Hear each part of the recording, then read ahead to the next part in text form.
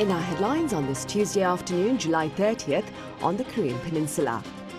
Korea's male archers gained gold in their team event to mark their third consecutive top title at the Summer Games in Paris, while in the women's air rifle, a 16-year-old shooter wins Korea's 100th gold medal at the Olympics. Meanwhile, on the security front, South Korean Defense Minister Shin Won-sik believes North Korea may conduct a seventh nuclear test to coincide with the U.S. presidential election on November 5th. And in the local political arena, four contentious broadcasting bills spearheaded by opposition lawmakers are passed by the parliament following a 6-day filibuster by their ruling counterparts.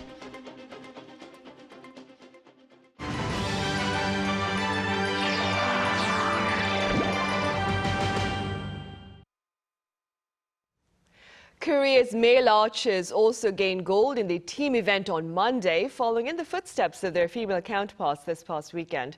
Our Lee Seung-jae covers their competition and more. Following the South Korean women's archery teams finish at the top of the podium the day before, the men's team on Monday also won gold, marking their third straight gold medal finish at an Olympic Games. The trio of Kim Woo-jin, Kim Jae-duk, and Yoo Seok did so against a hostile crowd as they faced off against the French. Up 3-1, the trio finished off the game in the best way possible, with all three shooting perfect tens in the final set to win 5-1. With the women's team having secured gold at the 10th Olympics in a row, the men's team will try to continue a streak of their own. They also won South Korea's 101st Olympic gold medal. This means the country's 100th gold medal in history came earlier in the day when Pan Hyo-jin pulled off a major surprise to win the women's air rifle gold. The 16-year-old, who only began the sport 3 years ago, failed to capitalize on a rather comfortable lead. Pan would go into a shoot-off against Hwang Yu-ting of China, winning the nail-biter 10.4 to 10.3 to win the top podium finish. Not only did the teen win the country's 100th Olympic gold medal in history, she also became South Korea's youngest shooting medalist ever. And it doesn't always have to be a top podium finish to be a memorable moment, as Ha Mi on Monday secured a silver medal in the women's under 57-kilogram judo competition. A descendant of a Korean independence fighter and born to a Korean father and a Japanese mother, Ha decided to compete under the South Korean flag in Paris.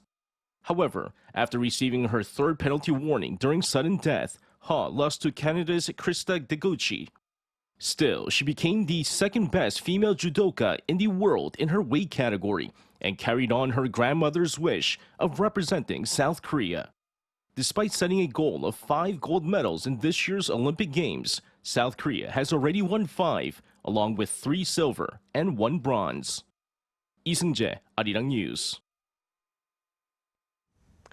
And in other news, President Yoon Suk-yeol has proposed institutionalizing South Korea's nuclear energy pursuits to ensure productive advances unaffected by politics. The proposal came at a cabinet meeting earlier on this Tuesday, during which he highlighted the need for a relevant law to better support domestic and overseas nuclear power projects. On taxation, he spoke of eliminating the financial investment income tax, as well as offering incentives for shareholder returns and expanding tax-free inheritance. He also touched upon plans for a new command unit within the armed forces to coordinate the deployment of critical military assets amid evolving threats posed by North Korea. South Korea is close to sealing a landmark deal to build nuclear power plants in the Czech Republic. And against this backdrop of potential partnership on the energy front, our senior correspondent Oh Seong recently sat down with the Czech Ambassador, that is, to Seoul, for his thoughts on related bilateral efforts. To take a listen.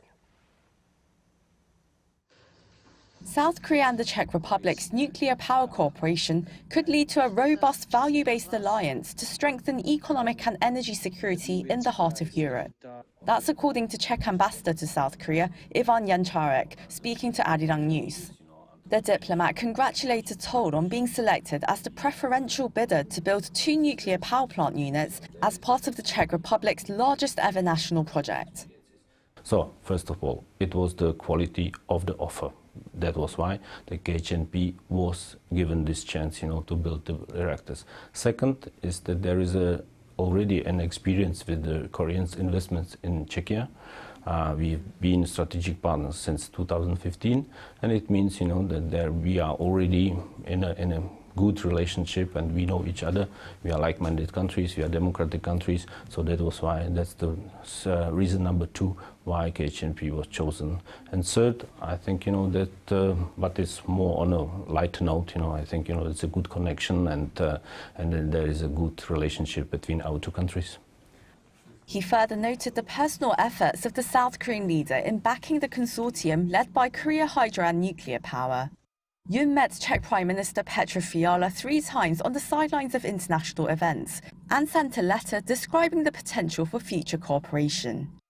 If the heads of governments or heads of states are personally involved, in those decisions, it seems it's not only one project of one company, but it's rather it's a project for a whole country, and that was really important for us as well to see, that there is not only 1 or 2 companies which are looking at the possibility to sell something, but it's rather, that we will develop, a lasting and very intense cooperation between Czechia and South Korea.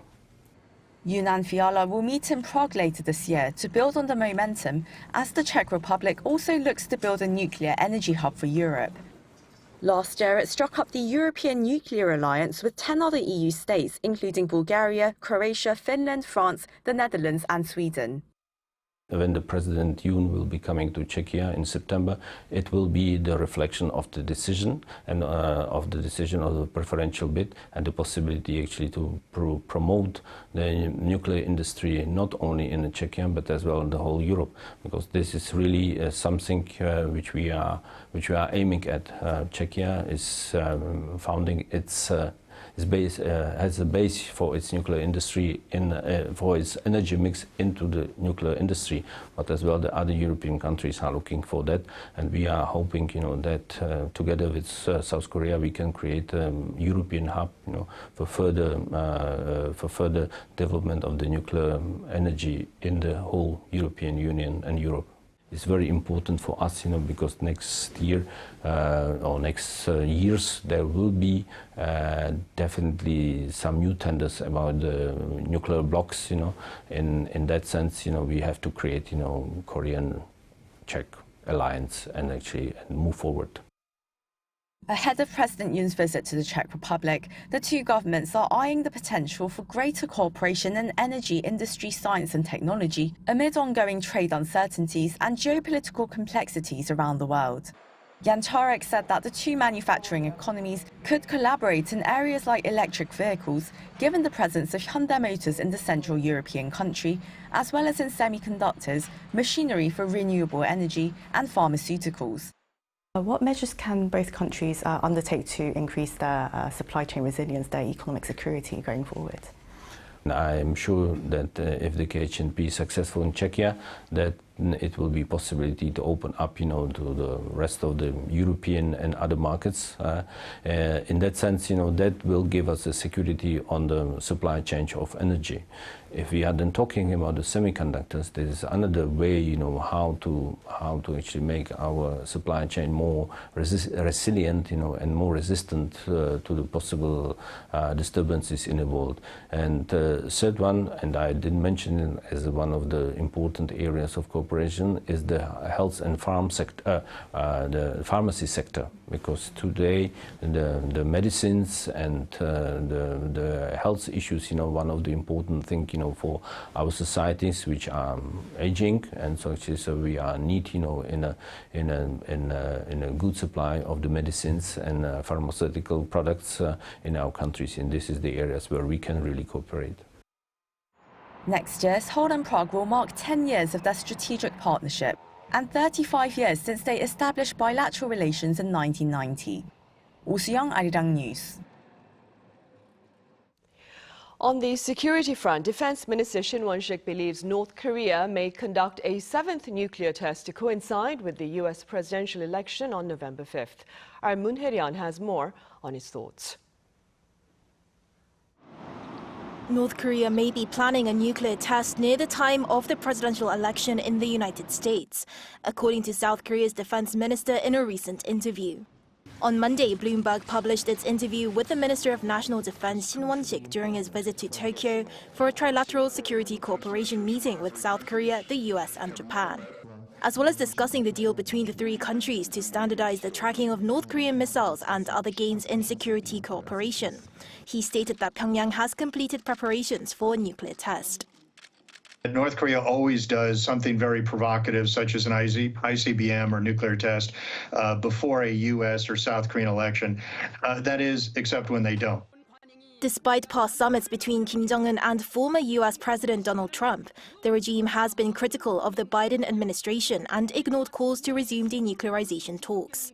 The current Republican candidate has frequently mentioned Kim in recent campaign speeches, suggesting that he will improve relations if he wins re-election. However, Pyongyang state-run news agency stated that North Korea does not care which administration takes office in the U.S. If President Trump was willing to cancel exercises and the rotational deployment of nuclear-capable assets, then they may be willing to have another summit, and then they might dangle an offering of. The last nuclear test by North Korea was in 2017, and the regime is estimated to have 80 to 90 warheads, with ambitions to increase that number. Defense Minister Shin also said that South Korea, the US and Japan have enhanced real-time data sharing on missile launches since December, with standard operating procedures almost finalized. Additionally, Shin highlighted North Korea's military cooperation with Russia, which includes arms transfers of 12,000 containers in total to support Russia's efforts in Ukraine. Shin's visit to Japan marks the first by a South Korean defense minister in 15 years, reflecting improved relations and enhanced security cooperation under President Yoon Suk-yeol. Moon Hye-ryan, Arirang News.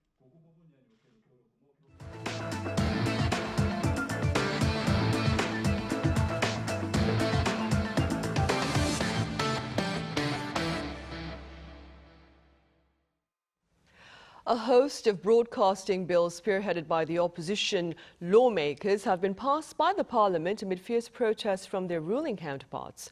Our National Assembly correspondent Lee Si-hoo reports. The National Assembly on Tuesday morning passed the last of the 4 opposition-led broadcasting bills following a 6-day filibuster launched by the ruling People Power Party. At around 9 in the morning, the opposition unilaterally approved what's been dubbed the EBS bill after the Public Broadcaster Educational Broadcasting System. All of the 189 lawmakers present at the session gave their approval after the PPP representatives walked out in protest. The 4 broadcasting bills are revisions to the Broadcasting Act that aim to alter the structure of public broadcasters in the country and reduce government influence on them. The bills aim to increase the size of the board of directors of broadcasters KBS, MBC, and EBS, and grant journalism and broadcast societies the right to recommend potential board members. They also call for a change in the Korea Communications Commission's decision-making process by requiring more approvals from internal members to pass a motion. When the main opposition Democratic Party tabled the first of the 4 bills on Thursday, the PPP launched a filibuster that would, in total, last for approximately 111 hours. The opposition has since ended each debate 24 hours after its launch through a vote, passing 1 bill at a time according to parliamentary rules. The PPP floor leader Chu Kyung-ho said the party will ask President Yoon Suk-yeol to veto the 4 bills. If the president rejects them, the bills will return to the National Assembly for a revote, which would then require a majority attendance and over 2/3 approval to pass. Yoon had rejected an earlier version of the broadcasting bills last year. Lee Si-hoo, Arirang News. On the social front, there was a slight rebound in Korea's population last year for the first time in 3 years, bolstered by greater foreign migration. Our Park Gun-woo has the latest demographic portrait. The population in South Korea is up for the first time in 3 years due to a rise in the number of foreign residents. According to Statistics Korea's 2023 census released on Monday, the total population is around 51.7 million, up 0.2% from the previous year. The total population had been seeing on-year decreases since 2021. The number of foreign nationals who've lived in the country for at least 3 months or entered the country for the purpose of staying that long jumped by over 10% on year at more than 1.9 million people. Chinese and Vietnamese nationals accounted for over half of the total. Statistics Korea says that more foreigners coming to Korea after the pandemic and the expansion of the employment permit system are major factors behind the rise. It also said the number of multinational families, including households with naturalized Korean citizens or foreigners who got married to Korean citizens, saw an increase of more than 4% on year. And that's a jump of over 24% compared to 2018. At the same time, the agency's data shows continuous falls in the population of South Korean citizens living in the country since 2021. The number shrank to below the 50 million people mark for the first time in 4 years in 2022. But that fell by more than 100,000 last year. In detail, the working age population, or those aged 15 to 64, shrank by around 140,000 on year, while those aged 14 or under also decreased by over 240,000. Due to the country's aging society, the number of people aged 65 or older saw an increase of more than 460,000, making a total of nearly 10 million. That led the median age of the country to rise to 45.7, up 0.6 from the year before. Park Geon-woo, Arirang News. Robot safety testing and certification can now take place here in Seoul thanks to the opening of a related center that promises to ease costs and enhance convenience. Our Lee Soo-jin was there. We live in a day and age where humans are focused on building robots that can tackle labor shortages across different industries. And with the opening of this new research facility in Seoul's Gangnam-gu district, research institutions and companies alike will now be able to test and certify their robots as Seoul's first public robot research facility. It has been difficult for AI startup employees to travel all the way to Changwon or Incheon to carry out tests, but now they can do that here in Gangnam. I believe that this will boost the competitiveness of the manufacturing sector as a whole. Businesses that are the backbone of the manufacturing sector, such as metal and car part manufacturing companies, have been losing steam due to their heavy reliance on skilled artisans, as many have begun to retire with no new workers to replace them. To assist these businesses, artificial intelligence is being used to train Meister robots to learn the skills of these artisans. This machine, for example, that was used by a skilled artisan for decades, has been transformed into a Meister robot that can do what the artisan did all by itself, based on data that was collected for 2 years. Even though the artisan is now retired, his knowledge of how much pressure must be applied to the polished rod can still be used. And research on cobots is also being actively carried out. Cobots enhance productivity by taking on repetitive tasks of sorting out different pieces of equipment into certain shapes and colors, thereby freeing up humans to carry out more complex tasks. But because cobots work in the same space as people, they are required to have safety certifications that were previously unable to be obtained domestically. The very first robot certification system is now available. Before we had to pay a fee. That was usually quite large to a foreign company to get certified, but we can now certify our cobots in Korea. The district office expects this to further enhance research on cobots in the country. Continued support for robot development like this from the public sector will not only help smaller companies and manufacturing industries as a whole, but also help move Seoul closer to becoming a global hub for robotics. Lee Soo-jin, Arirang News.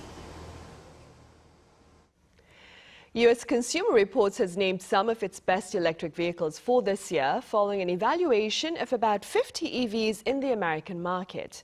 In the mainstream electric vehicle category, Hyundai's Ioniq 6 secured the highest score of 83, with much praise for its, quote, excellent interior quietness, smooth and quiet acceleration, quick acceleration that is, as well as fast direct charging. In the same category, Kia's Niro EV ranked second with 71 points. Meanwhile, in the three-row SUV category, the Kia EV9 scored the highest with 78 points.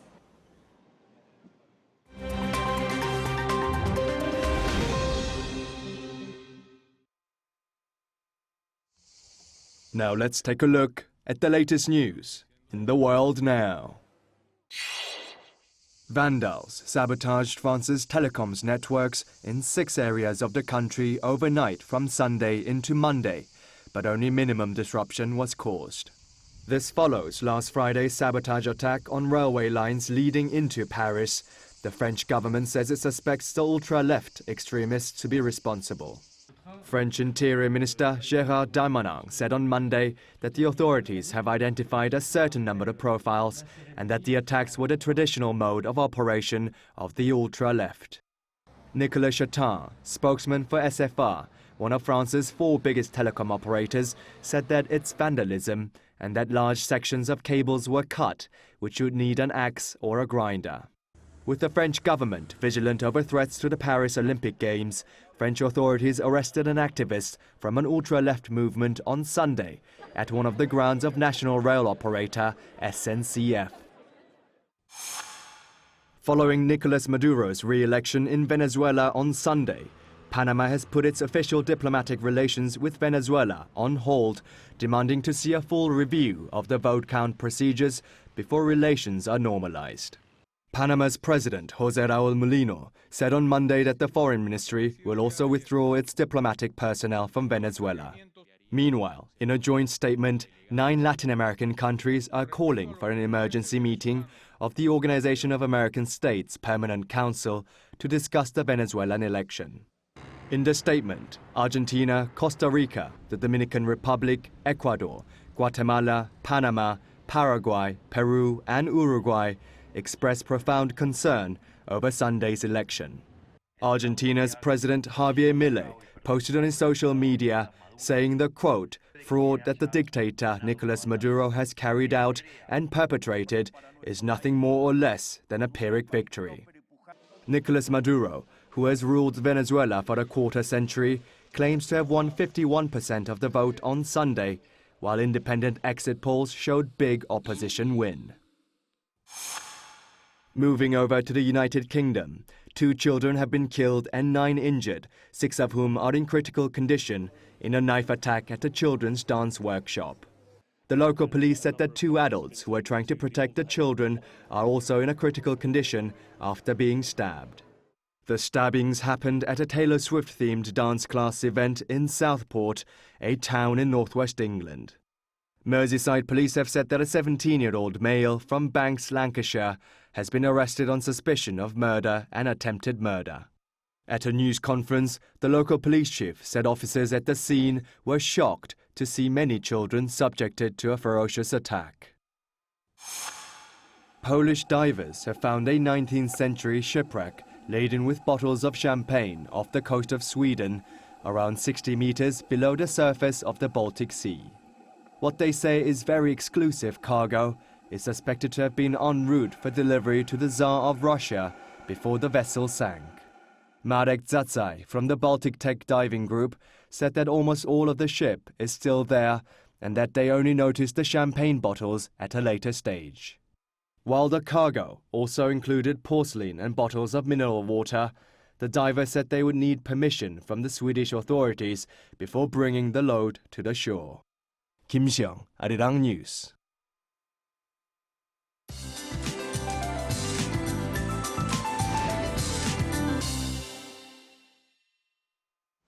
Good afternoon. Searing summer heat continues to bake Korea day and night. Southern and eastern regions especially are having unbearable heat with highs hovering around 35 degrees Celsius. The central regions should notice highs going up to 4 degrees higher this afternoon, but still not too bad considering it's late July. Cloudy skies are in store again for the northern regions, and there could be on and off rain of 5 to 20 millimeters to the east of Gyeonggi-do and in high mountainous areas of Gangwon-do province during the day today. Meanwhile, the rest of the country will be under blazing sunshine with very strong UV rays in the afternoon. Sun safety is a must when heading outdoors, and drink plenty of water and take care. Checking on today's highs now, Seoul gets up to 31 degrees Celsius, Gwangju and Jeju topping out at 34 degrees. Then it's forecast to rain in the capital area in Gangwon-do province on Friday. With that in mind, let's take a look at the international weather conditions.